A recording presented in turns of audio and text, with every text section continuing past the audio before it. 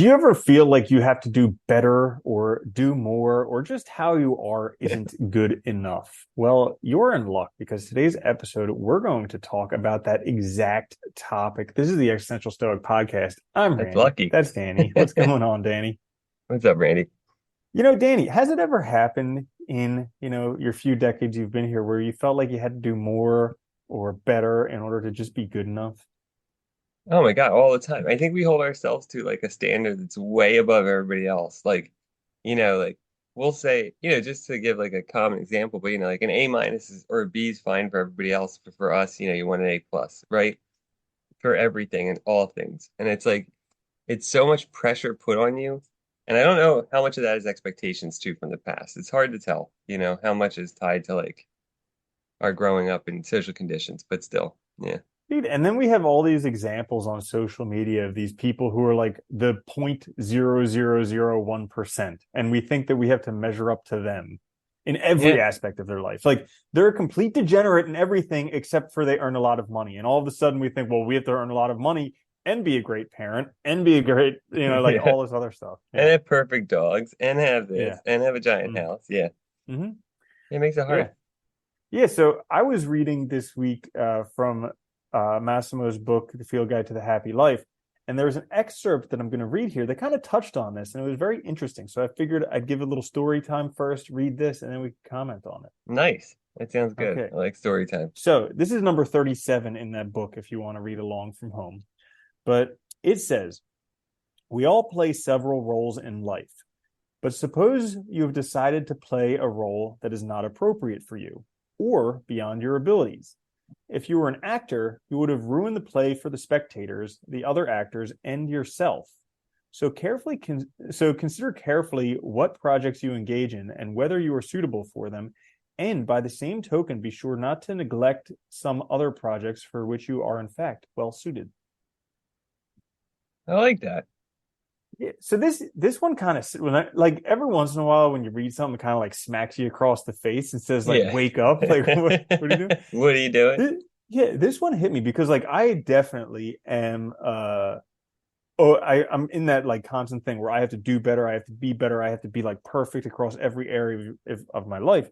But what it's saying here is like if you're an actor and you try and play a role that's not appropriate for you or beyond your abilities, you actually ruin the play for everyone else, all the other actors, all the people watching it, all the everything. So it's kind of Yeah. like you trying to be something other than what you are just ruins it for everybody. So why bother? It does. And it ruins it for you too. And I think, there's a distinction to be made between like pushing yourself versus trying something you're not really meant to do? And I think this is hard though, because this also means like knowing yourself, which is difficult, right? And like knowing, having a reasonable like assessment of your abilities, your skills, your interests, your passions, what matters to you. I mean, all that's tied up in this, which makes it very difficult too. I think that's one of the reasons why, the Stoics and Massimo both are suggesting it, right? Which is that we need to be kind of aware of what we're capable of and then do things that align with that because that's where we'll shine, and we'll do the best. Yeah. It's a tricky one because on one hand you have like the tryhards, and then on the other hand you have the dudes just like smoking pot and playing Halo all day. So it's like, you got to strike the balance between there. I find it funny, like the golden mean, when it comes down to everything, you got to strike the mean. You do. You have to find that balance, right? Because you can't, if you don't do anything, there's going to be no opportunities. There's going to be nothing like worthwhile that you want to do. But if you push too hard, you never enjoy anything. You never really get good at anything. Because I'm sure you've been in that position too, where you want to do really good at stuff. So you jump from one thing to the next, trying things out, but not really committing to anything. I think a lot of people get stuck in that, and you just kind of like aren't really good enough to do anything in it. So it's like you're wasting time. And it's very hard to find what we need and what we want. It's very difficult to say no in like this world of abundant opportunities. Because like Yeah. I find myself caught there right now where there's so many things that I want to do, and then there's already so many things I'm involved in that like I was looking at just the things I'm already involved in, and it's like almost impossible for me to keep up with all of them. And then there's other things that I want to do on top of that, and it's just, uh, yeah, Join I the think I'm club. just, Yeah. It gets hard. No, it does. Yeah, it gets really hard. It's like trying to figure out like where, and it's hard because we said it before so many times, but you can do anything, but you can't do everything. And it's like there's that on the one hand, I think there's that fear of like if I don't say yes, I'm missing out on an opportunity, or I'm missing out on building a relationship or whatever that might become something later, or might really turn into something later. But on the other side, it's like, you only have so much time in a day, and balancing that is really difficult. It is. Okay, so here's what comes to mind when you say that, because I get that exact thing where I feel like I'm missing out on an opportunity, and I have such a hard time saying no in those situations where I feel like I'm Yeah. going to miss out on an opportunity. But like sometimes it occurs where I'm out with some people who are like excessively overweight, and they order this dish and it's gigantic, and they're like, oh, I'm full, but I got to eat the whole thing. There are starving kids in Africa, and it's rude to leave food over. And I'm like, maybe that was the case 50 years ago.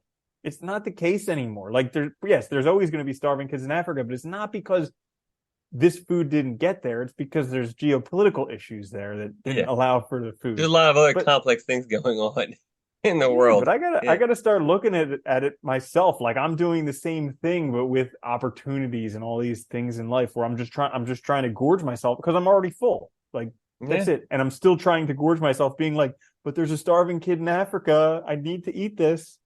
It's the same. That's actually a good analogy though, because it's the same feeling, right? It's that feeling of like you're gonna miss out or you can't waste this thing that you have now. So you feel like you have to say yes. And it's like just overcommitting yourself doesn't do any good though, right? It does ruin the play. You're not gonna have time to put in the effort that you need to really do it well. I think that's a really hard thing too, is like we all know, like I mean, I don't know, like we all know, like when we start something new, like a new endeavor, it's hard at first, but it generally gets easier over time because the more you do anything, right, it gets easier. You get better at doing those things. They get routine becomes faster. So like it'll take less time in the future, but in the immediate present, it's like it takes a lot of time, and you have to have that time to put in to make it a worthwhile endeavor, right? And that's the hard part. It's a tricky thing because it always seems to take longer than it should. But then when Yeah, you look back, you're like, wow, look at all that progress that happened. yeah. But it always seems like it should happen way faster than it We're does. terrible at evaluating, like, I think, how long things take. We're terrible at evaluating progress. We think nothing happens, but then we look back and we see all these things change. It's like we're really bad at evaluating that. And I think we're bad at like giving ourselves a bar for like measuring success. So that coupled together makes it really hard. And I think that's what the Stoics were talking about, like knowing yourself more, focusing on character, and doing things that you do them well rather than half-assed or partially or realizing that you took on way too much and then having to quit, because you can't do it. Better Mhm. not get involved at all, right? In a certain sense. Yeah, I thought so. I'm reading that book, Lives of the Stoics, right now, and it's pretty interesting because uh, Who there wrote was that not one? the Ryan Holiday. Oh, right, right, right. I remember seeing that. Yeah, Yeah, yeah. and so it's interesting because, like, I up until I was reading this, I thought that like the Stoics kind of united commonly on themes, but not at all. Like they had their groups, their divisions, all types of stuff. There were some people who were just being obnoxious just for the fact of it, and yeah, all types of stuff. Yeah, it's funny. It's like anything else, they were the Stoics, like it's funny because when we say like the Stoics, yeah, I think there's a tendency to think like, a group of people that existed in the past that were all together talking and formulated these ideas at once instead of like really a slow progression over time, over hundreds of years, really. I mean, and so many different individuals, many different places, geographic locations, and just like all of that amounts to, yeah, not a lot of agreement. But you do see it, Mhm. you do see, I think, a general like refining, I guess, of the theory over time as they progress, because they're responding to each other, they're responding to past, You arguments, things know, like that. another thing that I thought was really interesting in this. So like so far, it talked about a few. I'm only maybe like a quarter of the way through the book, so there's only talked about a few of the beginning ones. But like they started their studies or their philosophy, their like studying philosophy pretty late in life. Like Cleanthes, it's postulated maybe he didn't even start till he was 50. And I remember hearing about that. Maybe I don't remember if it was Socrates or someone who was saying how like the beginning of your life, you work in the military, and then after that, you're in politics, and then, no, then it's raising a family, then it's something philosophy, and then I don't know. Anyways, but Something like philosophy is that. Yeah. towards the end of life. And so, like, I think it's kind of comical nowadays how we take life advice, which is basically philosophy, from very young people have no experience because Yeah. all of a sudden they're like super successful, like all these like very young pop stars and whatever else, who all the life coaches that are super young and don't have experience, and it's like, and then we throw the old people to the wind and just be like, go stay in a retirement home. Well, yeah, the reverse was the case, you know. I mean, people made it, to an older age back then. They were probably doing well, right? And like I think if you think about it, like most of us, if we're honest with ourselves and look back, we weren't mature when we were 18 or 20. We weren't, and we didn't have shit together. We don't even know ourselves at that age. So in a certain sense, I think philosophy is a lot easier when you get into like your 30s because you're more like you know yourself more, you know the world more, you've experienced more, you have more to work with to make these kinds of judgments, assessments, and to figure out what works best for you. And I think that, yeah, I think there's a lot of truth to that. And we don't do that now because we want to think there's something special about these people that made them successes. We don't want to say that it was chance, luck, circumstances. And yes, 100%. yeah, they brought, of course, I'm not diminishing anyone's talent or efforts, but there is a certain being in the right place at the right time type thing that is a huge factor to success that people don't often talk about. Yeah. So I told you we were talking before this episode about the book that I'm reading, uh, Yellowface, which is basically about like plagiarism and a bunch of stuff like that. But there's like some passages in the book that are just like classic because this book is all about like being a try hard on social media. Yeah. And so there's a passage in the book where I'm just paraphrasing, but she's like racked with guilt for plagiarizing. Her life is in shambles, but she's made some money from this. And she's like, by all external means, I'm a success. So I don't see what the problem is. And it's like your life is falling apart. And it's like, but you still think you're a success? Like, how broken is that system? Yeah, but I mean, that's the funny thing is like we literally think, and again, I think it's because like, well, capitalism, obviously, and I also think money's just an easy metric. Like, like I don't have to know you. If I see you walking down the street and I see you have like a really fancy bag, I don't need to know anything about you to know like that bag probably costs a couple grand, right? And if you're walking around with that, that means you probably have money, right? I mean, that's just essentially that's the whole thing of it is showing off. Well, Doesn't mean you do have money. I know yeah, that's the funny exactly. part, It right? means you Because spend money on that bag. you spend money on the bag, so it could be all in debt and stuff. But we take that as a social cue that they're successful. It doesn't give us any indication of the rest of their life, how they're doing. Do they have a well-rounded life? Are they even happy? But it's kind of similar to how like we use GDP as a measure of a country's success. That tells you nothing about how most people are doing. It doesn't tell you about happiness. It just tells you about how much money is being churned around in that society. True, And we use it for everything. It's a shame. true. So, um, I mean, I guess from that quote that we were talking about earlier, it did give me a chance to like pause and reflect and be like, what am I wasting energy on effectively? Yeah. Because I'm trying to do all these things and basically I'm churning the water. Because if you can't put enough effort into a certain thing, like if you try and spread your effort out through a whole bunch of things, you're just going to get Yeah. nothing done. You're basically just churning the water. But like if you can focus your energy on a few things, you can improve on that. And so it got me to thinking like, what things am I wasting my energy on? And the part how it says in there, like instead of wasting your energy on that, figure out what you're better suited to and consider pursuing that. Yeah, no, I think that's a good one because like I've been thinking about that too. Like, how can I like do the things I'm doing, but reduce my focus to what's really important so I can do those things well now. Sometimes it's just planning. I think sometimes it is just like sitting down and like even if you want to do something, prioritizing how you're going to do it so you have a plan. Because I think there's a lot of our faults is a lot of us get into, especially when it's not like structured like learning or work or something, we get into things and we don't have a strict plan, so it's all over the place. So I think part of it is just knowing our limits, knowing planning, and like what we can actually do or contribute that's going to be valuable overall. But that Yeah. is hard to know. It is hard to be And honest. when it's unstructured, it's so hard to know that it's actually going to pay off. Like you have to have such intense faith that this is Yeah. amounting to something, because you can apply for, like, some program at a school, and you'll be like, well, even if I dick around for 2 years or 4 years, eventually I'll have a degree and that'll mean something. But like when it's self-directed, you're like, you just got to cross your fingers and hope. And granted, it does, if you put in the work, like usually it does turn out, but it's just, it feels a lot riskier.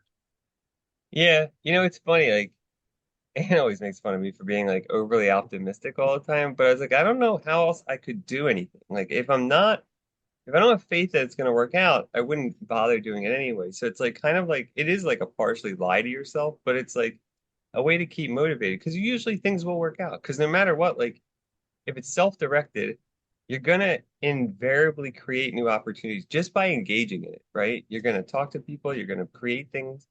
Something's gonna come from it. It might not be what you thought, it might not necessarily be what you wanted, but there will be opportunities that come from it. And so I think looking at it that way too is also important. Like, we might not know what the end is going to necessarily be, but we can be optimistic that something positive will come from it, at least from past experience, right?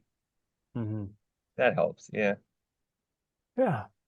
Yeah, it's tough because I think so many people, well, I mean, we both went through this too with our careers, like getting into something that we thought was right, but really wasn't right for us, Or because, and it's hard because I think sometimes things change too. It's not even that you don't fit anymore, but that the things changed and so it doesn't fit you anymore. Does that make sense?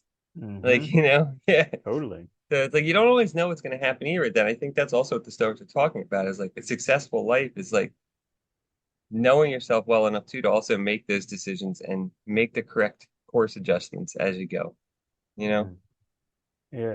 And then also, like, how they mentioned, like, you ruin it for the other actors and for the people who are watching.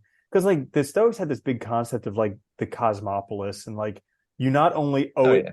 to yourself, but you owe it to everyone else, because we're all part of this one nature and thing like that. So like kind of when you think about it that way, it takes away, it actually, yeah, I think it kind of takes away some of the responsibility of saying no, because all of a sudden you realize that your no is actually beneficial for other people too. It doesn't feel as selfish.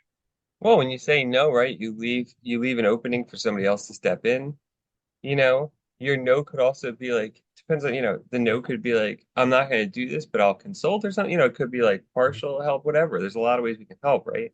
I like that Mm-hmm. too, because they did have that. There is that like quasi-consequentialist sort of attitude because they are focused on like the greater good and the community and the recognition that like, it's not just me in the world, right? It's this whole community and it functions together. Like these opportunities exist because many people are doing things, right?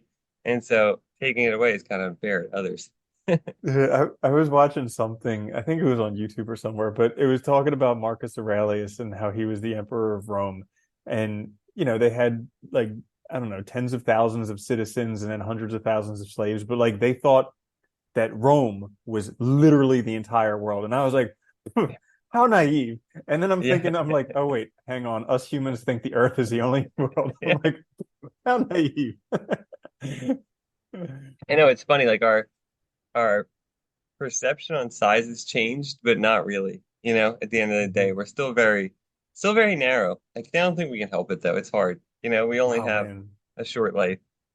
Yeah, Yeah. reading science fiction has definitely been helpful for that. Like, oh Oh God, man, yeah. That does help. It gives you a big sense of like the universe and all, and like just the distances involved are just insane. cool. But So any, mhm. oh, go ahead.